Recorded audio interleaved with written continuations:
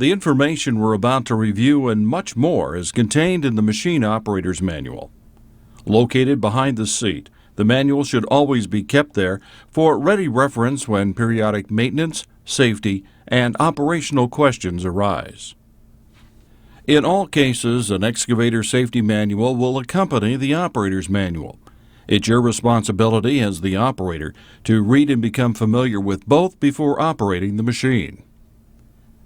You will see safety alert symbols on the machine and in manuals. The words danger, warning, and caution are used to identify important safety messages. When you see these symbols, be alert to the possibility of serious injury or death. Always follow the written instructions in the safety message.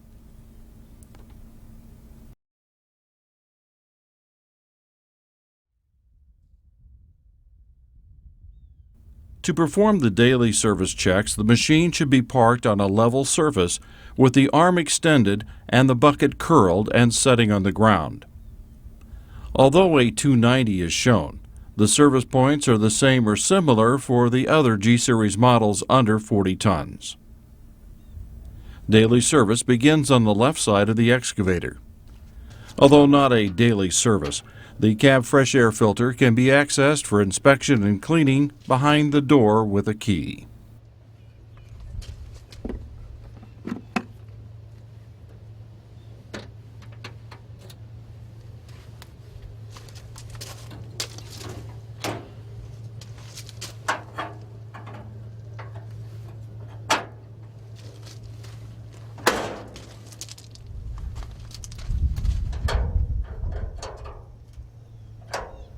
Opening the two doors on the left, you can access the periodic maintenance chart. It provides a breakdown of service requirements at specified intervals for your convenience. It includes a diagram showing the service checkpoints on the machine. This information is also found in the operator's manual. With the left doors open, you have access to the air cleaner in the front compartment. Squeeze the unloading valve to remove dirt. When required, the air cleaner can easily be serviced by removing this cover. Also in the front compartment is the pattern changing control if equipped. It allows the operator to switch the two-lever armrest controls between the backhoe, ISO, and excavator, SAE patterns. The difference between the two patterns is explained in the cabin controls section.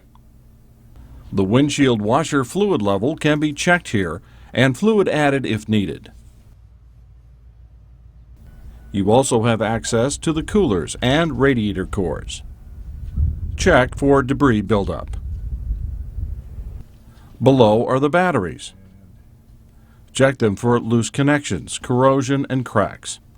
While doing your daily checks, look for exposed wires or loose harness connections that may later cause unexpected problems.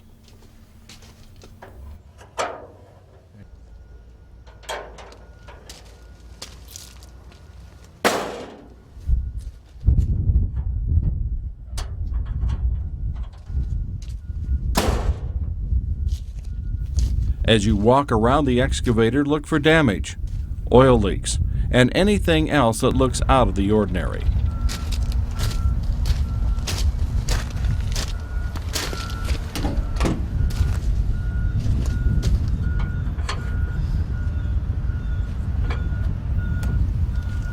With the right door open, you can see the hydraulic oil level sight gauge. A diagram next to it shows the correct position the excavator should be in when checking the hydraulic oil level. Also accessed here are the primary fuel filter, water separator, and the final fuel filter.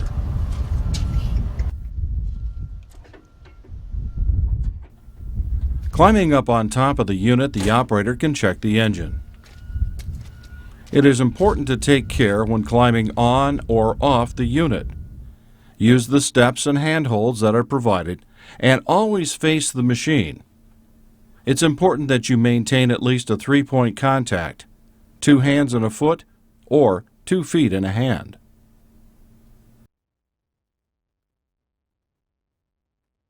Daily service checks can be made by raising the hood. When raising the hood, use the handle until the bar is securely locked in place.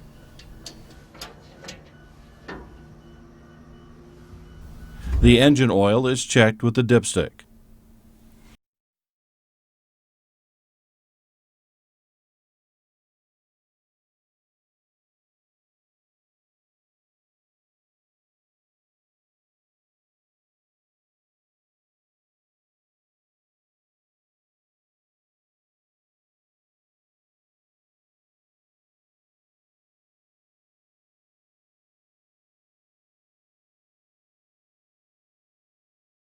If necessary, engine oil is added here. Fill with John Deere Torque Guard Supreme plus 52 oil or equivalent. You can check the engine coolant level in the radiator coolant bottle. With the engine cold, the coolant level should be between the full and low marks. If low, coolant can be added to the bottle. Fill with a mixture of clean, soft water and a permanent type low silicate ethylene glycol base antifreeze. With the hood open, you can check the condition of the belts. Notice the large fan guard in this area.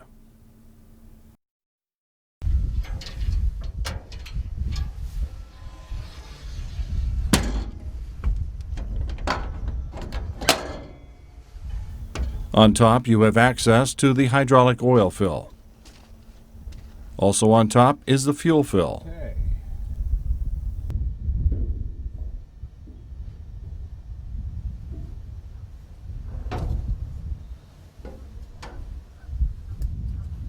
A compartment is located under the step.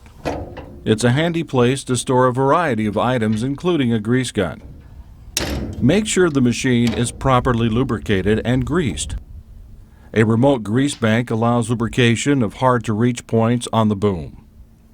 Be sure to refer to the periodic maintenance chart or the operator's manual for exact lubrication points and intervals. Check the tracks for broken or damaged pins, bushings, and other track parts. Also check looseness and tightness of track sag. A tight track can accelerate track wear significantly.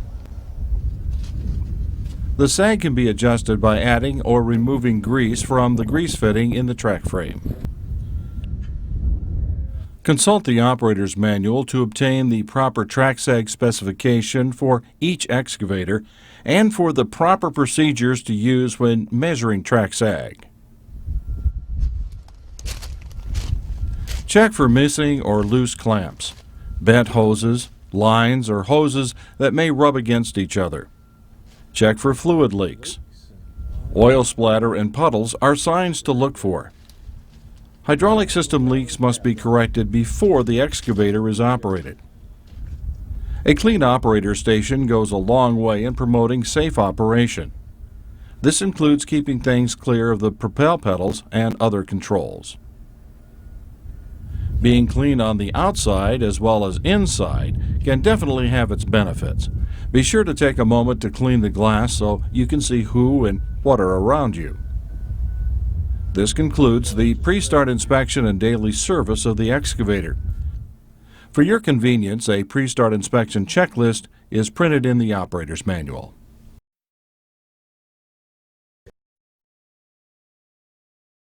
To perform the daily service checks, the excavator should be parked on a level surface with the arm extended and the bucket curled and setting on the ground.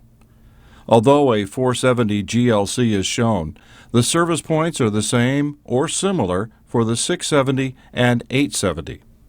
Any significant differences will be shown and explained. Daily service begins on the left side of the excavator. It's important to take care when climbing on or off the unit. Use the steps and handholds that are provided and always face the machine. It's important that you maintain at least a 3-point contact, 2 hands and a foot or 2 feet and a hand.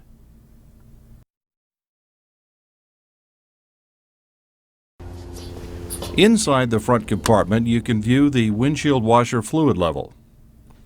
Fluid is added through an access above, which will be identified when we move to the top of the compartment. Also in this compartment is the optional control lever pattern changer if equipped. The pattern can be changed between the standard excavator pattern and the backhoe pattern. Refer to the operator's manual for the specific details. Also in this area on the 470, you can view the hydraulic oil level sight gauge. A diagram next to it shows the correct position the excavator should be in when checking the hydraulic oil level.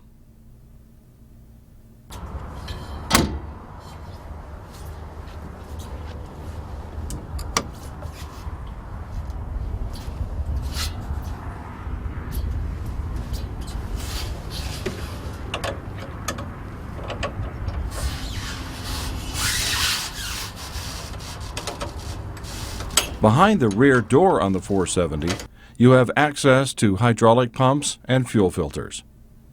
Each of the filters has a tube that extends below the house to easily capture fluids when draining is required. In the rear of the compartment, you have access to the engine oil filters. It is a good practice to check this area daily for any leaks.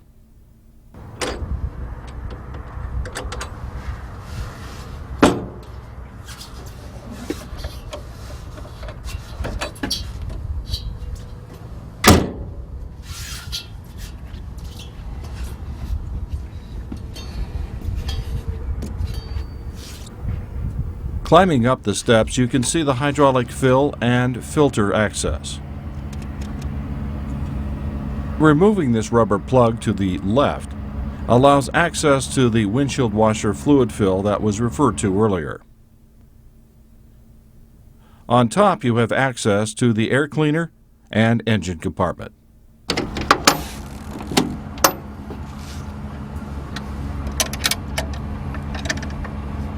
With the right compartment open, you have access to the air cleaner.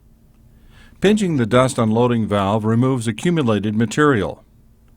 When required, the air cleaner can be easily serviced by removing this cover.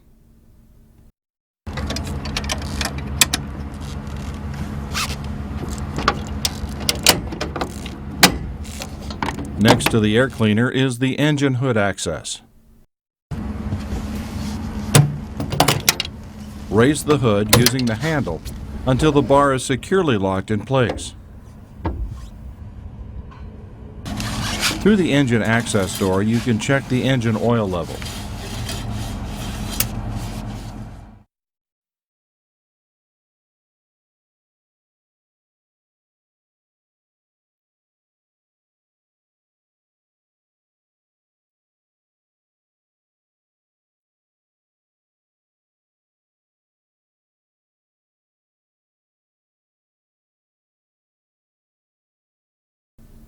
If necessary, engine oil is added here.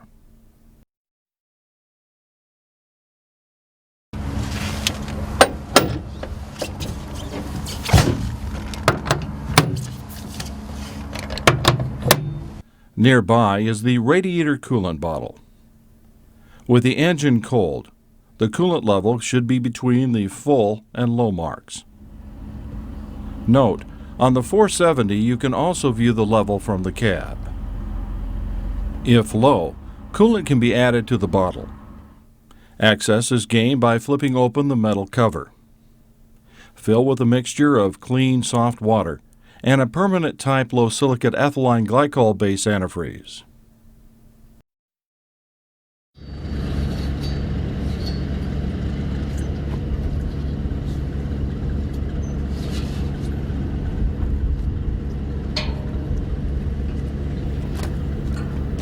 Check the tracks for broken or damaged pins, bushings, and other track parts. Also check looseness and tightness of track sag. A tight track can accelerate track wear significantly.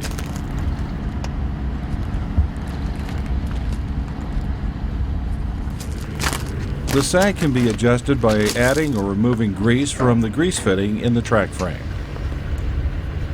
Consult the operator's manual to obtain the proper track sag specification for each excavator and for the proper procedures to use when measuring track sag. As you walk around the excavator, look for damage, oil leaks, and anything else that looks out of the ordinary.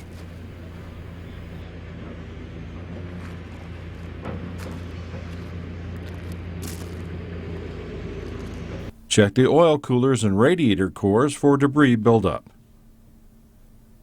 By removing bolts, you can clean the screen.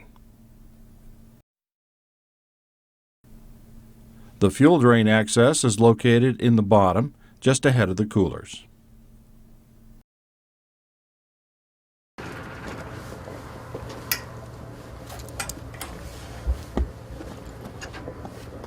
Inside the right compartment on the 470 model, you can find the batteries.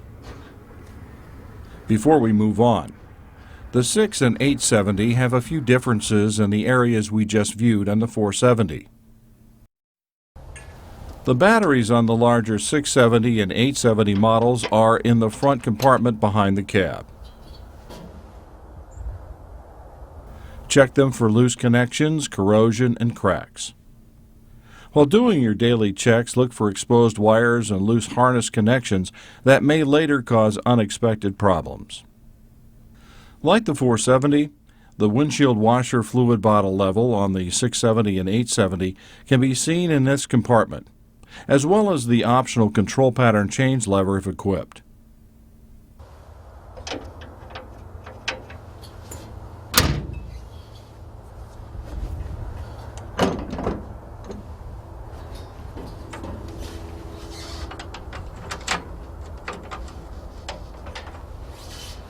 The rear door provides access to the hydraulic pumps. On the 670, the hydraulic tank sight glass can be seen.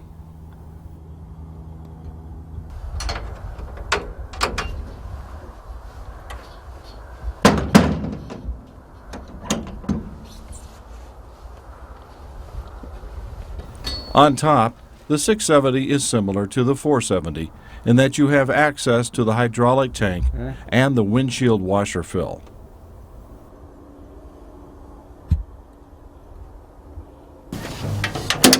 The air cleaner is in this compartment on the left.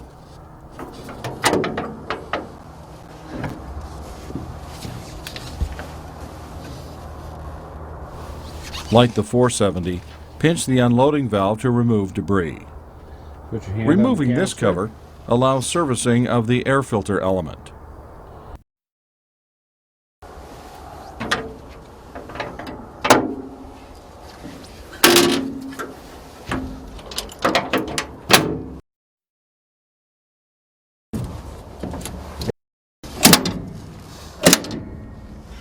Be sure the lock arm is in place with the hood open. Engine service on the 670 is similar to the 470 with the dipstick located in front and the oil fill located on top.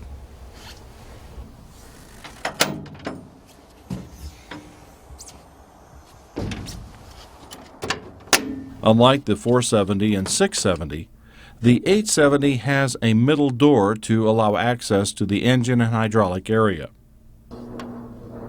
On the left, you can see the hydraulic oil sight glass.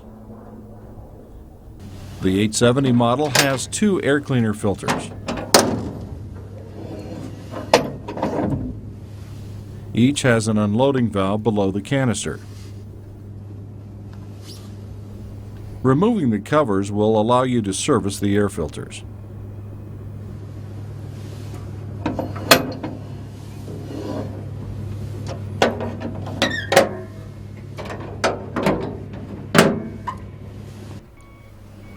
The engine can be accessed by opening the bottom doors and the top hood. Again, be sure the lock arm is in place with the hood open.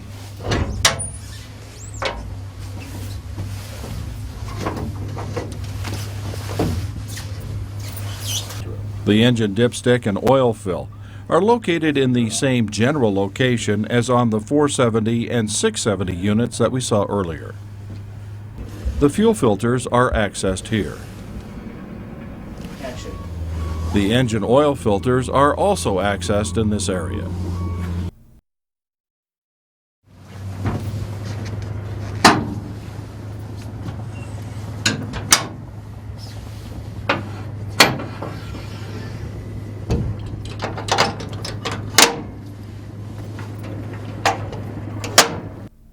The radiator coolant level can be checked by looking at the side of the two recovery bottles. Swinging open the cover will provide access to the top of the bottles for filling if necessary.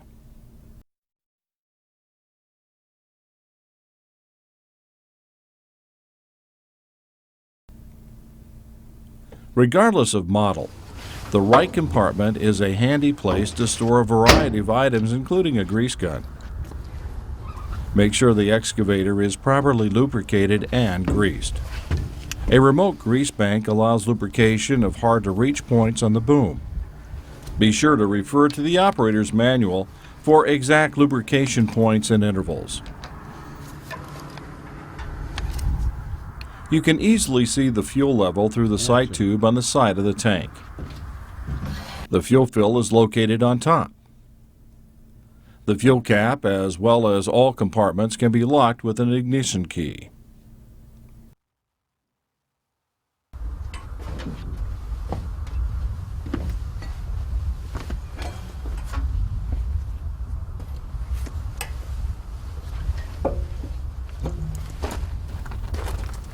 Check for missing or loose clamps, bent hoses, lines, or hoses that rub against each other.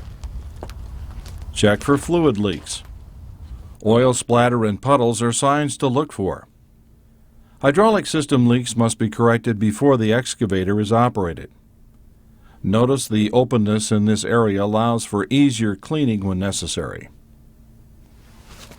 A clean operator station goes a long way in promoting safe operation. This includes keeping things clear of the propel pedals and other controls. Being clean on the outside, as well as inside, can definitely have its benefits. Be sure to take a moment to clean the glass so you can see who and what are around you. This concludes the pre-start inspection and daily service of the excavator. For your convenience, a pre-start inspection checklist is printed in the operator's manual.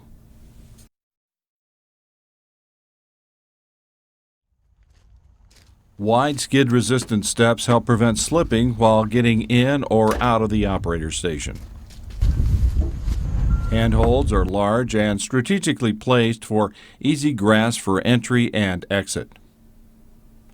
Again, be sure to face the machine and have a three-point contact when entering or exiting. The suspension seat in the excavator is fully adjustable. The standard seat on the under 40-ton units has a knob on the front of the seat that lets you adjust it for your weight. An air suspension seat and heated seat is optional on under 40-ton units and standard on the 470, 670, and 870 machines.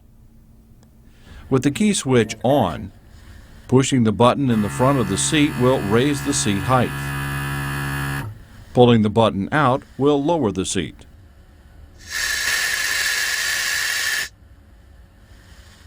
Push down this lever to raise or lower the seat front. Pull up to raise or lower the back. The other lever in front lets you adjust the seat back angle.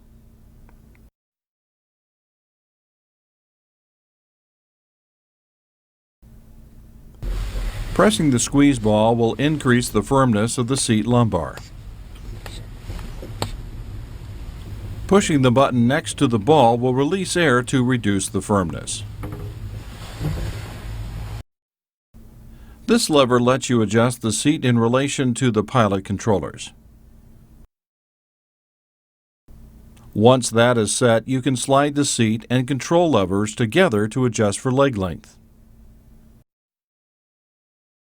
The dial on the armrests adjusts its height angle. Both the right and left control levers also have height adjustment. A wrench is needed for this procedure. A retractable seat belt comfortably and securely holds you in the seat. The seat belt should be kept in proper working order. Be aware of its condition and replace when necessary, at least every 3 years regardless of appearance. To your left is the cab door release.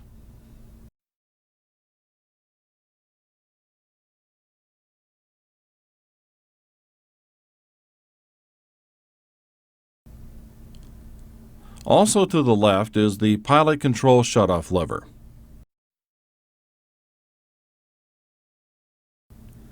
In the down position, the machine functions can be operated.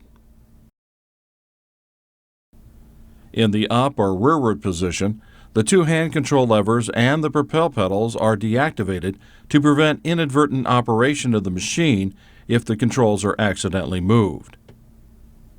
The lever should be in the rearward position before leaving the seat. Action. An important safety feature of the shutoff lever is that it must be in the up position to start the engine.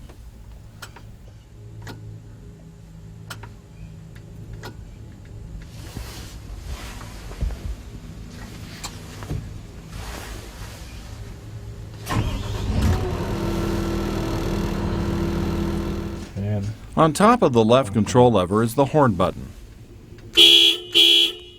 Depending on models and options, different control switches are located on the left. All units have a transport alarm cancel switch. We will demonstrate its use later in this section. The next button on units equipped with heated seats is the on-off button for the heater. The next switch is for the cold start aid if equipped. Refer to the operator's manual for the specific details of its use. On 470, 670, and 870 models, the boom mode switch is located here. If the boom mode is activated, the machine cannot be raised off the ground with the front attachment and reduces machine vibration. Under 40-ton models have an optional reversing fan switch. The reversing fan switch has three positions. In the center position, the reversing fan feature is deactivated. In the auto position, the fan will automatically reverse every hour. To manually reverse the fan at any time, press the switch to the manual position and allow it to return to the center position. This will signal the fan to perform the reversing action. On 470, 670, and 870 models, the optional reversing fan switch only has two positions, on and off. To activate the reversing fan, simply press the switch to on. The pilot shutoff lever needs to be in the up position to activate. For best results, the RPM should be set high and the auto idle switch off to obtain maximum fan speed in the reversing direction.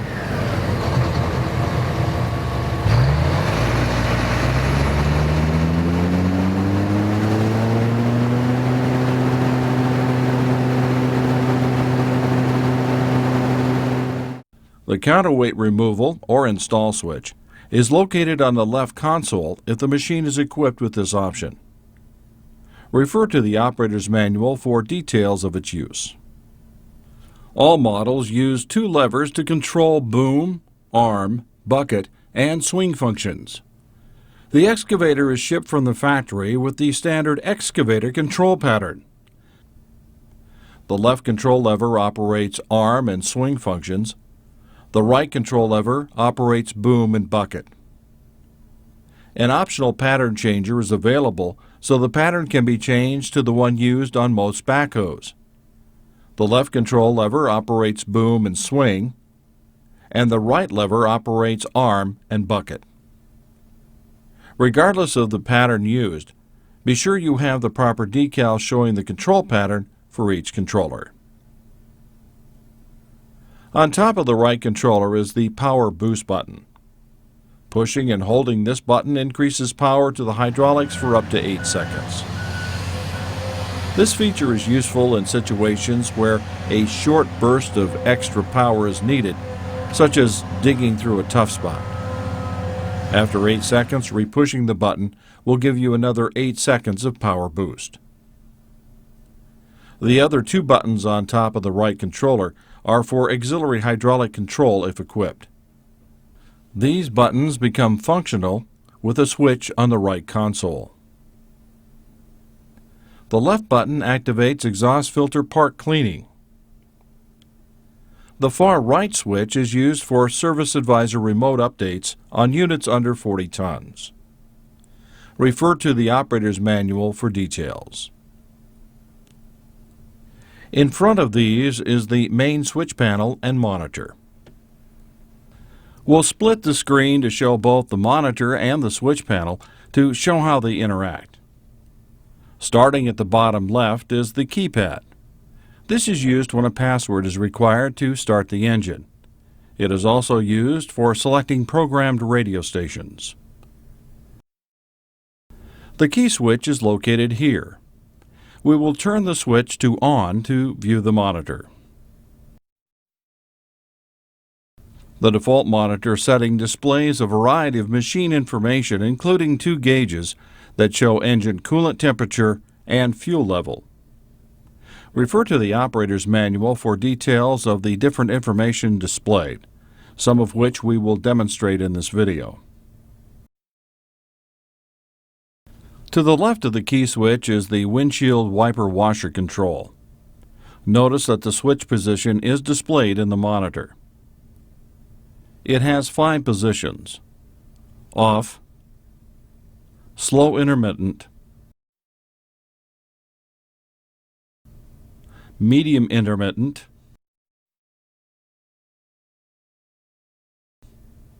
fast intermittent,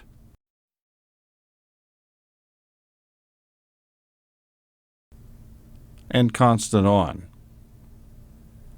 Push and hold the switch to squirt fluid onto the windshield.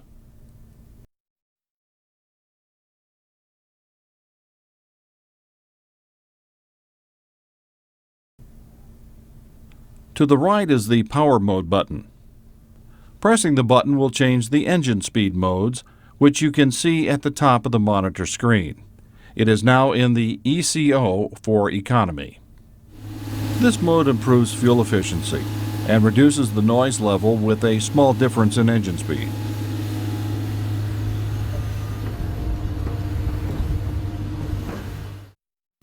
Pressing the button will change it to the PWR or power mode. Use this setting for general digging work. Another press will change the engine to HP for high power mode. Use this setting when more hydraulic flow is desired, for booming up or rolling in the arm for excavator work. It provides the greatest productivity when digging. Another press will bring the mode back to economy. This switch controls the work lights, which are now off.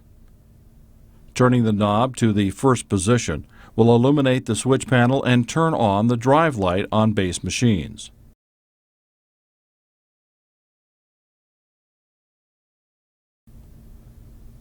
The second position turns on the boom work light and changes the monitor to night mode. Above the work light switch is the travel speed switch, which is now in the slow or turtle mode, which is displayed in the monitor. Turning the knob will change to the fast or rabbit mode. Notice the change in the monitor. The auto idle switch has an off and on position. With auto idle on, the engine speed will decrease to idle if a hydraulic function is not used for more than 5 seconds.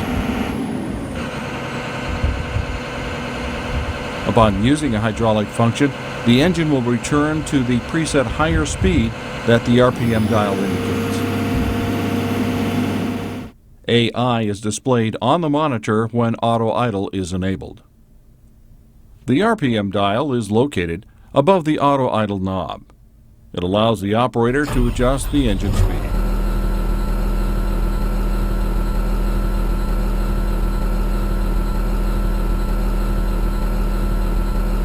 Notice how the bars change in the monitor.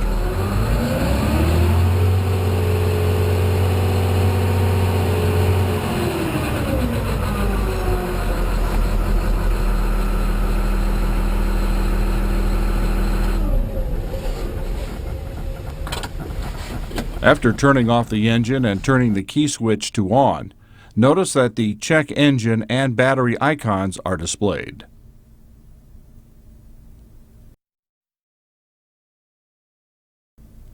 These two knobs control the excavator's heater and air conditioning. Rotating the switch changes the temperature setting. Pressing the knob will change the air vent settings. Notice the icon change in the monitor, from front vent and defroster to front and rear vents and defroster,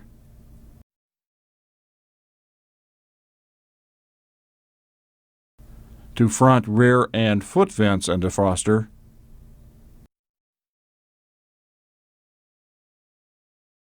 to just foot vents and back to the first setting.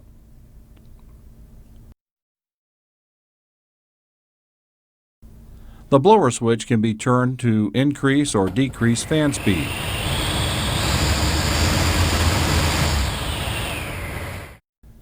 Pressing the switch while the air conditioning is off changes the system to auto.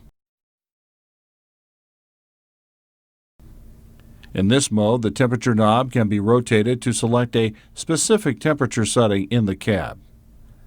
Blower speed and airflow settings adjust automatically to reach the desired cab temperature and maintain it.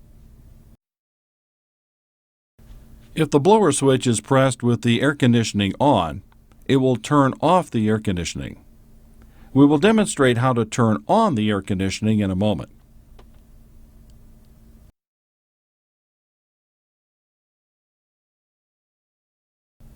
To the right are the radio controls. Pressing the bottom button turns the radio on and off.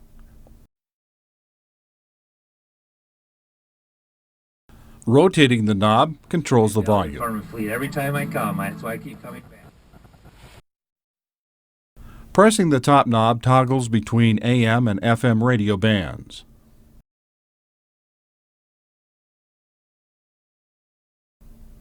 Rotating the knob tunes the radio to different frequencies. Again, notice the monitor is used to indicate this information. Refer to the operator's manual for details for programming station presets on the numbered keypad.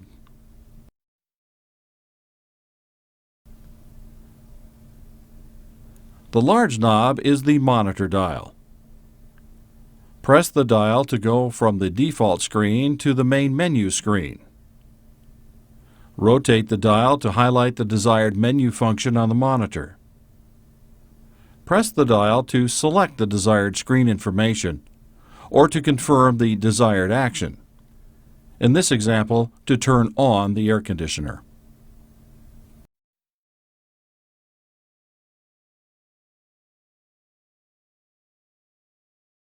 The top left button is the back button to return to the previous menu. The top right button is the home button. Pressing this button will return the display to the default screen.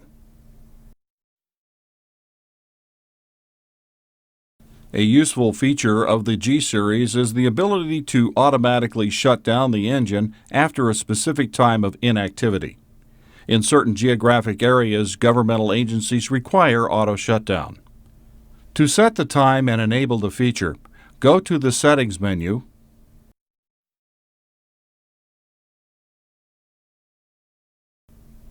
Auto Shutdown, and Set Time. Once the desired time is set, enable the feature by pressing the scroll knob. Notice that AS for Auto Shutdown is now displayed in the monitor.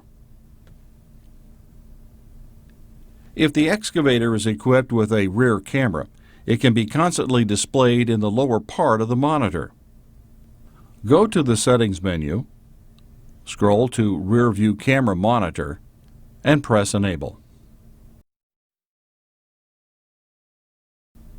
The camera displays when you return to the default screen. For other monitoring features, refer to the operator's manual for details. To the right rear of the operator is a drink holder and a storage compartment. Behind the seat is a large storage area. A 24-volt outlet and a 12-volt outlet are located in the left rear of the cab. Below are the fuses located under this cover.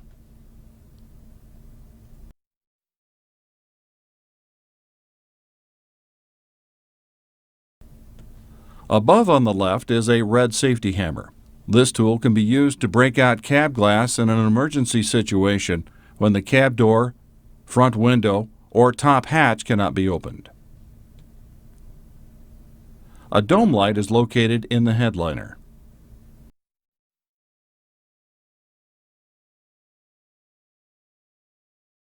Propel pedals with hand levers are provided on the excavator to control excavator undercarriage movement.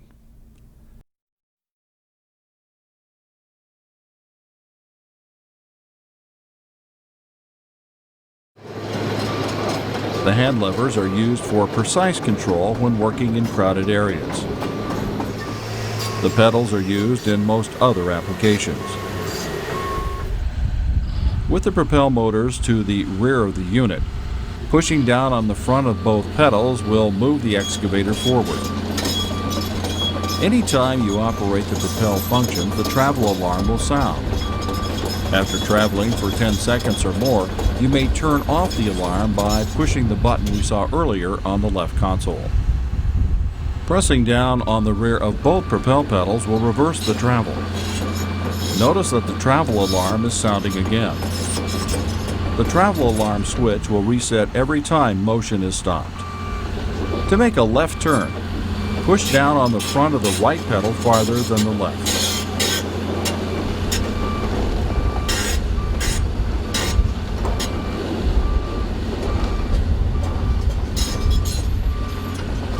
To make a right turn, push down on the front of the left pedal farther than the right.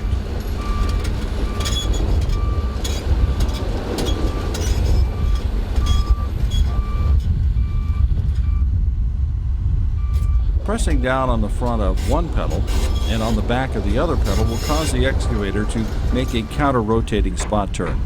In many cases, counter-rotation causes ground disturbance and increased undercarriage wear, so it should be used sparingly.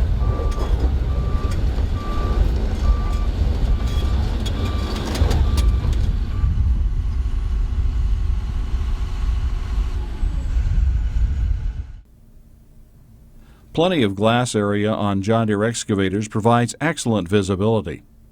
A sliding window is provided in the door. Overhead, there is a see-through hatch. For more ventilation, the hatch can be opened.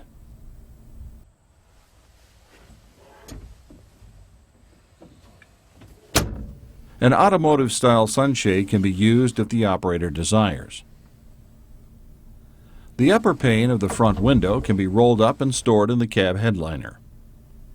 Make sure to fasten the storage lock to properly secure the window. The lower window has no obstructing crossmember and can be left in position during operation, or it can be removed and stored behind the seat. This brings us to the end of the cabin control section.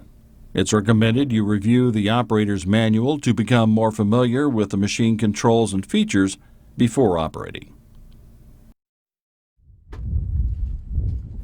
There are many pieces of safety equipment on the excavator, but there is no guarantee that they'll get the job done unless you use the safety equipment. And you must use good safety judgment as well. A seatbelt is provided for your comfort and security. Before going to work, check that the mirrors on the unit are clean and are set properly.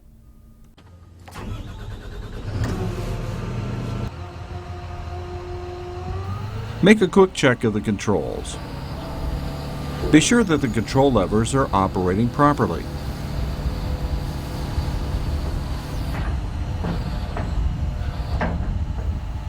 Also check the propel system to make sure it is in working order.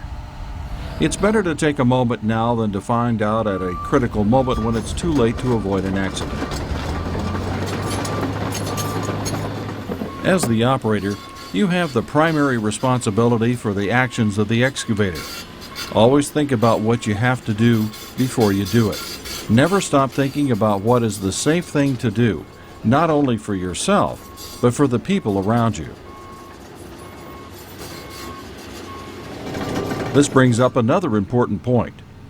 Never permit riders in the bucket, in the cab, or anywhere on the machine.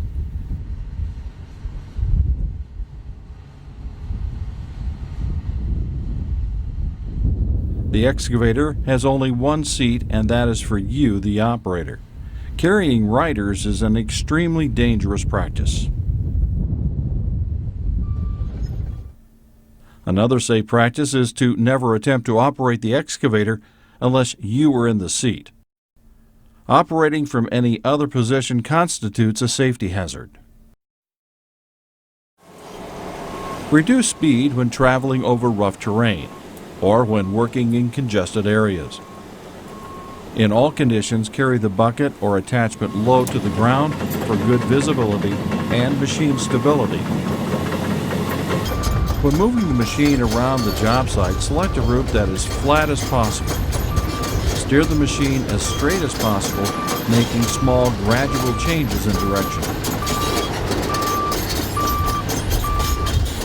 For more stability on slopes, travel up and down them vertically, not diagonally or horizontally. The propel pedal should be on the uphill end of the excavator. This puts more weight on the uphill side and makes the excavator more stable. When propelling upslope, the boom and arm should be extended with the bucket carried low and rolled out. If the unit begins to slide, you can quickly drop the bucket to help keep the unit from sliding. When propelling down a slope, the bucket bottom should be low and parallel to the ground. Again, the propel motor should be on the uphill end for added stability. In very steep or slippery conditions, you can use the boom and arm to help move up or down the slope. When going upslope, extend the boom and arm. Where needed, lower the bucket and retract the arm to help pull the unit up. This procedure can be repeated if necessary. As before, the propel motor should be on the uphill side.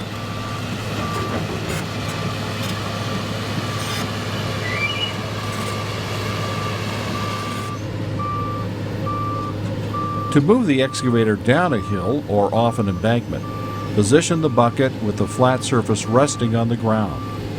While retracting the arm, raise the boom and propel the machine until the front of the tracks reaches the ground level.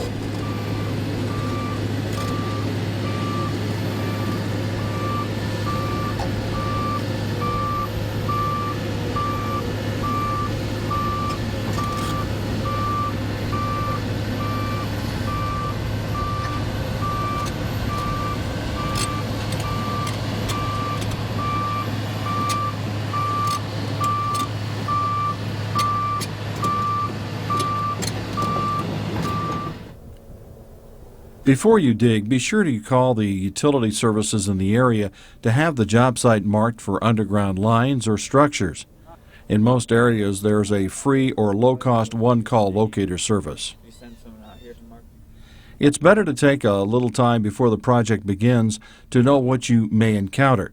If you cut through a gas pipeline or an electrical line, you could be losing more than a little time. It is also important to be aware of what is overhead. Serious injury or death can result from contact with electrical lines. When trenching, always make sure your machine is level. Placing dirt under the tracks will help you accomplish that. Being level will make the trench vertical and help avoid cave-ins.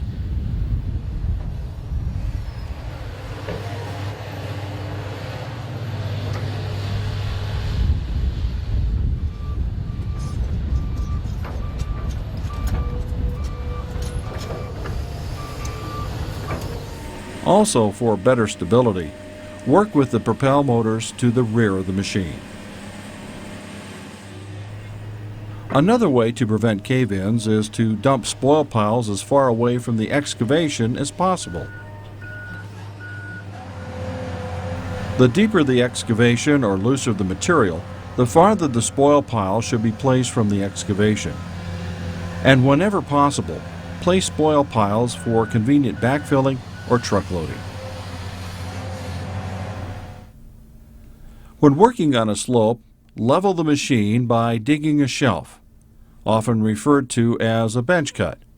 Material removed from the upper slope can be used to build up the lower slope to create a level surface for the excavator. On steep bench cuts, be sure to cut enough away from the upper bank to allow for adequate swing clearance when casting downslope. Do not dig near the edge of an excavation or trench, and never dig underneath the excavator. When backfilling or cleaning up a cave-in, the excavator track should be at a 90-degree angle to the excavation, with the propel motors to the rear of the machine. The fastest way to load a truck is with the excavator on a bench and the truck placed below. When both are at ground level, the most productive technique is with the truck to the side of the excavator. When loading trucks, never swing the excavator bucket over the truck cab. It is your responsibility to set the truck where you want it to be. By swinging over the rear of the truck, any loose material will either fall in the dump bed or on the ground, not on top of the truck cab. If you clean the bucket by wrapping it against the stop, use a minimum amount of force to prevent cylinder damage. Clean the bucket by hand if wrapping lightly does not work. Never attempt to clean the bucket by striking it against the ground or another object. When shutting down the unit, it should be parked on a level surface with the bucket or attachment lowered to the ground.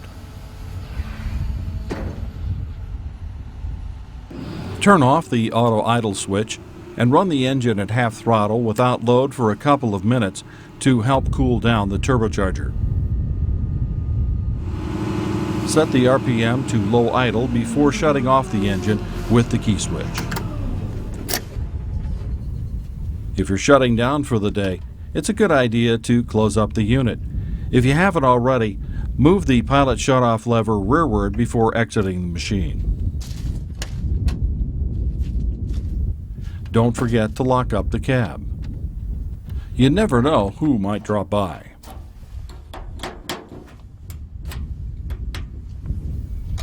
Clean the undercarriage to avoid material buildup that could lead to increased component wear. To avoid condensation in the fuel tank, fill it at the end of the day. Be sure to use ultra-low sulfur diesel fuel. If you plan to haul the unit, you should use extreme caution when loading it on or off a trailer. Be sure the trailer is sitting on a firm, flat surface.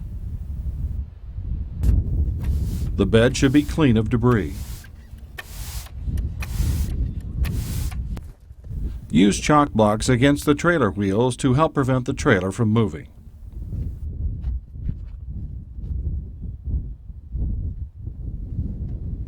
You should always fasten your seatbelt before loading or unloading in case of an overturn. Before you start loading the excavator, set the RPM at a low setting and turn off auto idle.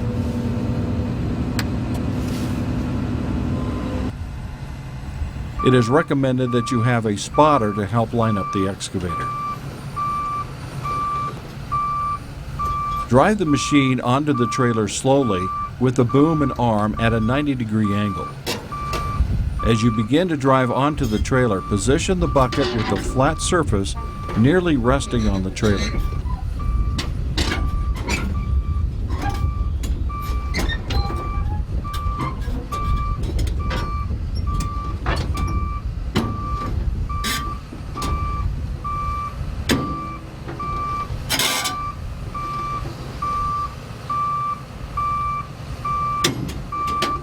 To keep the excavator straight and on target, Some operators line up on a board or other object on the trailer.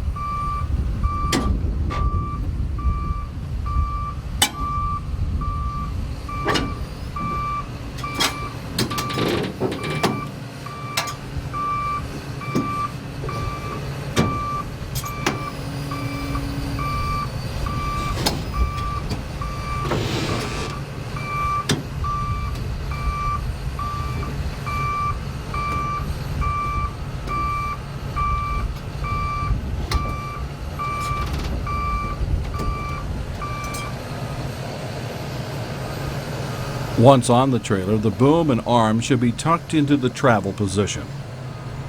Removing the bucket will help lower the transport height of the unit if need be.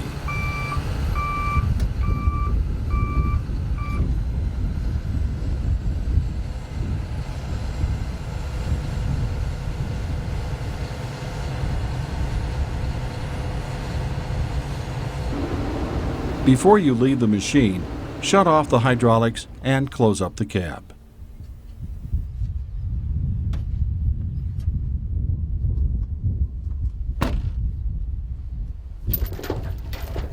Fasten each corner of the machine to the trailer with a chain or cable with appropriate load binder.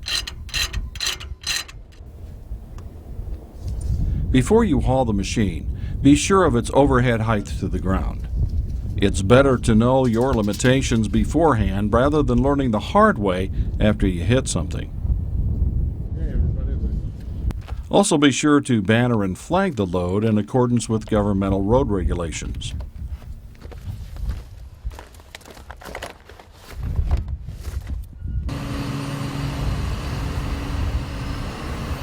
After arriving at your destination, you need to rotate the house 180 degrees to unload the unit.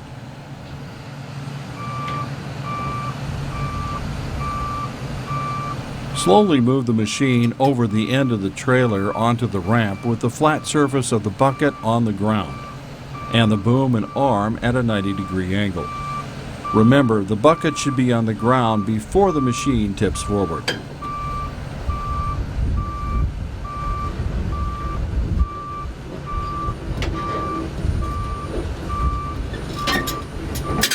When the machine is done tipping forward, keep moving forward and raise the boom and retract the arm until the machine is completely off the ramp.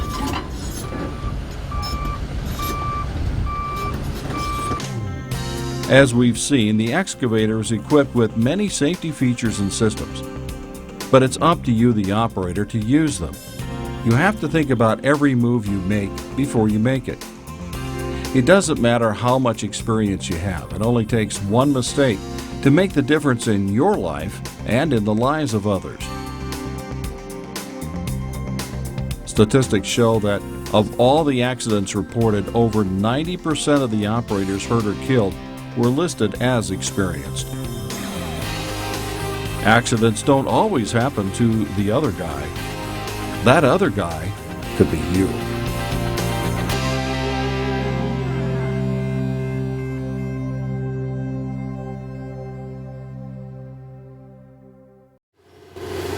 In an effort to lower engine emissions and comply with governmental regulation standards, G-Series excavators are equipped with interim Tier 4 engines. Most of the advancements are designed not to be noticed. However, operators should have a general understanding of how the system works and the various machine monitor displays associated with it. IT4 engines in John Deere excavators utilize an integrated exhaust filter that captures particulate matter, PM, also known as soot or smoke. This two-part exhaust filter contains a diesel oxidation catalyst, DOC, and a diesel particulate filter, DPF. The DOC reacts with exhaust gases to reduce carbon monoxide, hydrocarbons, and some particulate matter. The downstream DPF forces exhaust gases to flow through porous channel walls, trapping and holding the remaining PM soot. When soot builds up within the DPF to the point that it restricts the exhaust flow, it is necessary to remove the soot. Trapped particles are oxidized with increased exhaust heat through a cleaning process called regeneration. There are 4 types of filter regeneration cleaning that can occur: passive, auto, parked, and service. Passive filter cleaning occurs during normal machine operation. It does not require any operator interaction and has no impact on machine performance. In applications where the unit runs under heavy loads, the exhaust heat is high enough to naturally clean soot buildup. However, operating with lower workloads and lower exhaust temperatures, the DPF soot level will begin to build. When the soot level reaches a moderate level, auto cleaning is enabled. The engine control unit will begin to increase the temperature of the exhaust to clean the filter. No operator interaction is needed. The exhaust filter cleaning icon will light up on the monitor to signify that automatic filter cleaning is in process. When cleaning is complete, the indicator light will automatically turn off. Automatic filter cleaning can be disabled, but it is not recommended under most operating conditions. Refer to the operator's manual for details for disabling automatic cleaning. When disabled, the yellow auto cleaning disabled indicator is displayed. Disabling may be preferred in applications where high exhaust temperatures are not desired. Passive regeneration will continue until the soot level becomes high. The operator needs to return the system to auto as soon as conditions permit to avoid particulate or soot buildup in the exhaust filter. The amount of soot buildup can be seen by going to the Information menu and selecting Monitoring.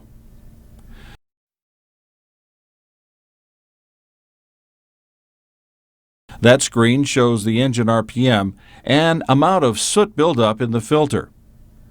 The more soot, the more squares in the monitor.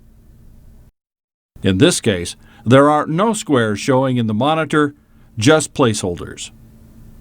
If automatic cleaning is disabled and the soot level becomes high, a warning will pop up on the monitor indicating that the exhaust filter is restricted. If automatic filter cleaning is frequently disabled or often ignored, the soot will increase to a very high level and the engine caution light will be displayed. At this point, engine power will be derated and machine performance will be reduced. It is now necessary to do a parked filter cleaning. The machine should be moved to a desired area with the front attachment lowered to the ground. As the monitor icons show, the pilot shutoff lever should be in the up position. The engine speed dial should be set to low idle. Again, as the monitor shows, press the park cleaning switch to the operator's right. It must be held 3 seconds to begin cleaning. Once it begins, the monitor will display a progress bar. The cleaning should take less than 45 minutes. As the monitor shows, the RPM dial should not be raised, nor the hydraulic shutoff lever be lowered. This will stop the cleaning. Cleaning will also stop if the engine is turned off, runs out of fuel, or the cleaning times out at 45 minutes. When park cleaning is complete, the engine will return to slow idle, and the monitor will return to the default screen. Unlike what the operator is doing here during a park cleaning, avoid disabling the cleaning process unless absolutely necessary. Ignoring prompts to perform a park cleaning will cause engine power limitations and eventually lead to a dealer-required service cleaning.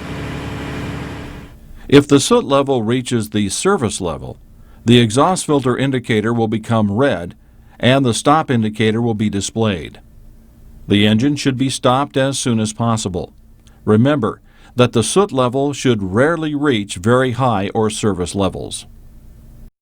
By keeping the machine in the automatic filter cleaning enabled mode, and by not ignoring recommended park filter cleanings, Most of the filter cleaning processes happen behind the scenes, with no or minimal impact on the operator or machine performance. With an understanding of a few additional symbols and procedures, you should operate your equipment the same way as earlier engine models.